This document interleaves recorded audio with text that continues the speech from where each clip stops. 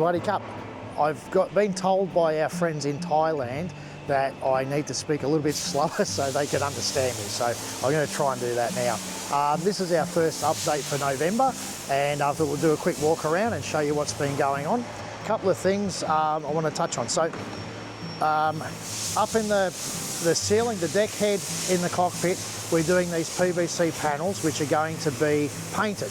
This is what the board is here. So you can see it's actually we use it for a couple of reasons. It's very light, okay? We'll fair this and paint it. We've cut a hole in there for the light. We've made up a lot of templates, so there's going to be 5 panels, so they'll all go together and they'll be glued in place. We can glue them in position because there's no reason to actually get in there once they're in basically set. So there's no reason for them to be removable. This is one of the temporary spray booths that we set up. So we do a lot of the small components and that in here, and we've also got the spray shed down the back. This panel here, so this is in the bottom underneath one of the twin berth bunks, and you'll see we always do the edging in black, so when it's in place it just gives you like a black outline and you know finishes it off. Don't get too close because it probably was painted not that long ago, so it'll still be a little bit wet, so we'll get out of there now. Looks all right. Yeah, it looks great. Looks great. We'll come around here. These are the boards, so that's before it's painted, and what you just saw was the finished result. So that's what Carl's been working on, those ones. I'm here with Kevin, our lead shipwright on the project. He's been with us right from the start. Kevin's now been doing a lot of the accommodation, but now he's moving outside to do the tow rail. So I'm here at his workstation. We've got some big chunks of teak, and Kevin's going to do a bit of an explanation of basically from when we get the teak from the mill as to what we have to do to dress it and then get it on the boat. Yes. Well, first thing is this is magnificent pieces of teak which are very hard to come by these days, and we're very fortunate to get such big pieces. And we're making here the cappings for all around the sides of the boat, but we do have to add to them a little bit. So I've tongue and grooved a little bit on here. It'll all blend in at the end of the day, so all the grain runs in the same direction. This is the centre line of the boat through here, and this is a pattern of the capping, and then it runs down 3 metre lengths roughly, approximately, and then we do scarf joints and we join the next piece, if you can see the pencil line through here.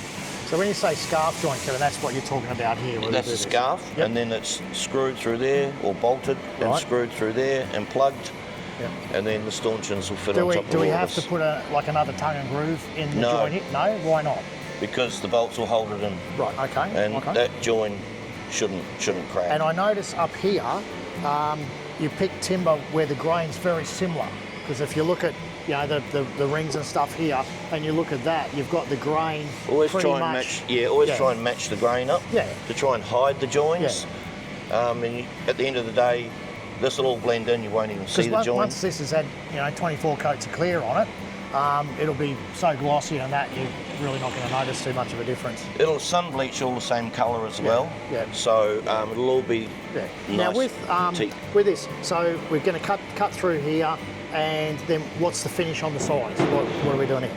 Then we'll run the router along this edge, and we'll have maybe a 30mm round on this, and then a 15mm round on the bottom. And that's really about it. Okay, and pretty much you go through all of our stock and try and select the right planks to lay together for the whole project. Yes, that's correct. So we're fortunate we've got enough teak to do all this. But because of the curve of the boat, we can only get so much in a length anyway. And it does taper as it goes further aft. So it is nice sections of teak though, isn't it? It's beautiful teak. So, and big. Burmese teak, so it's top of the range teak. All right, okay, well, we'll let you get back with it, and then we're going to keep going on around the vessel. Thank you. I've got to premise that I do know what Kevin's doing, but I'm asking the questions because you guys watching the video may not know, so that's why we're doing that. All right, thanks, Kevin. I just wanted to show you, in the last video we talked about terminating of the wiring. and numbering everything. So here you can see some of the wiring. So it's got all the code numbers on it. So we have the plans, it has all of that on it.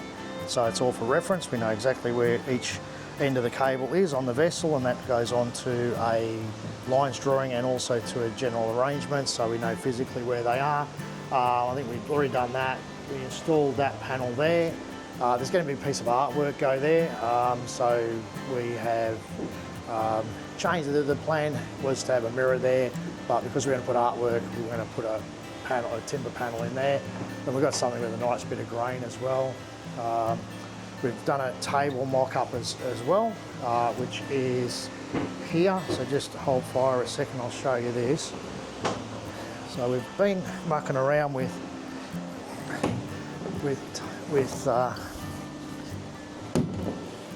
table layouts because we're going to have a dining table here because you need somewhere to eat. So we're just trying to work out a bit of a size and a shape.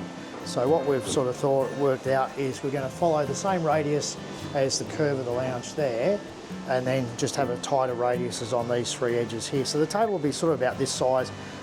We'll do this in silky oak at this stage with a pedestal centre post. It'll be a little bit bigger than this. This was just a bit of a template to sort of gauge the shape if we were happy with that, which I think is going to work. So what it's going to mean is we can have people sitting around here. So you can probably have 3 people sitting around there eating, another couple of people here eating with a couple of chairs, and then you've still got your lounge area here that you can sort of lay around on, watch the TV that's there.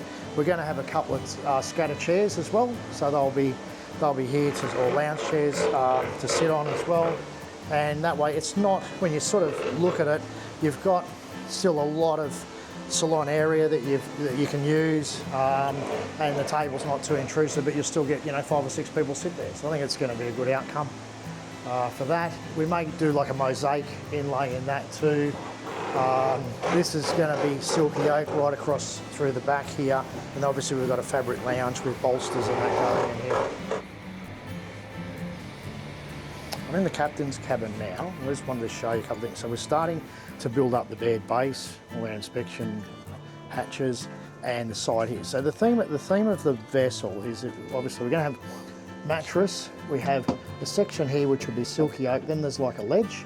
Then we'll have the feature planking in the silky oak gloss. Okay, and then we're going to do eggshell white window box and that, which will then go up to the deck head, which will have a silky oak helmet with air conditioning outlets, same as in the salon and the after accommodation.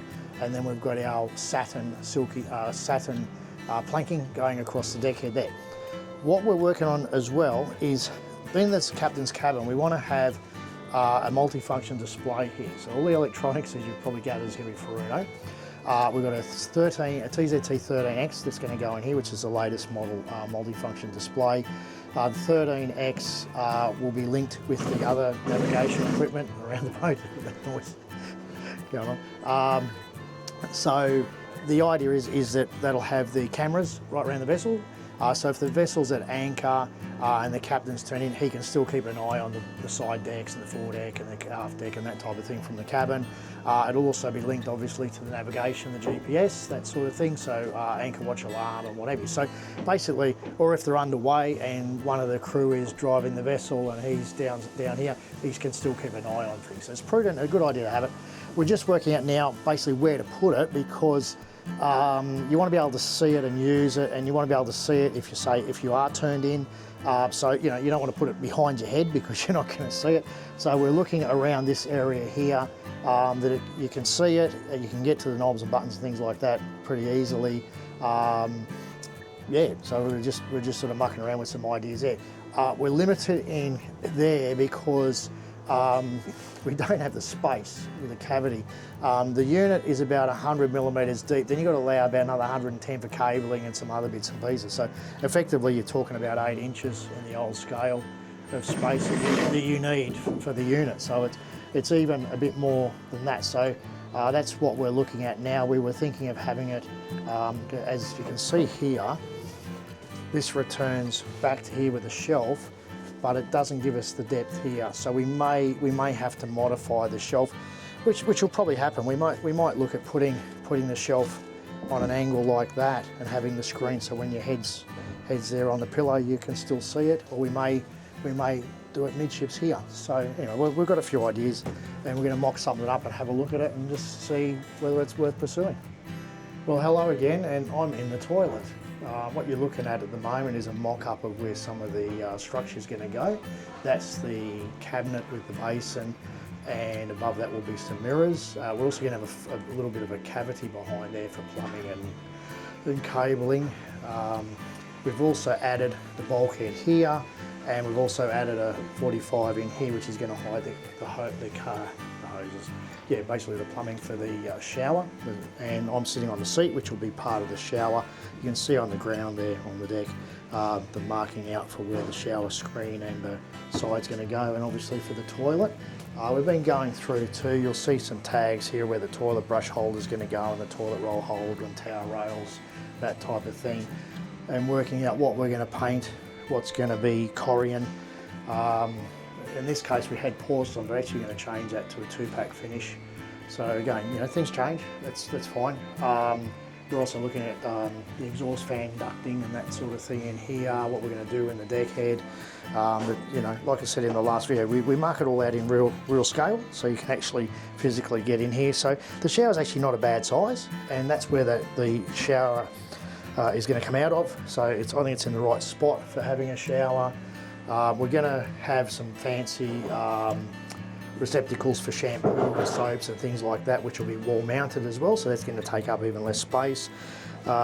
This will be glass coming through here because we've got the issue of a porthole right there, and you want to put a bulkhead. So we're going to overcome that. I'll show you in the coming weeks our idea with that. We're going to do a moulded Corian shower stall, and the sink here will be moulded as well. So that just gives you an idea of the shape, the size of the sink, where the tap's going to go. That's basically where the bulkhead's going to be. There'll be a void behind it, and then there'll be a cabinet here which will have mirror glass on the front of it.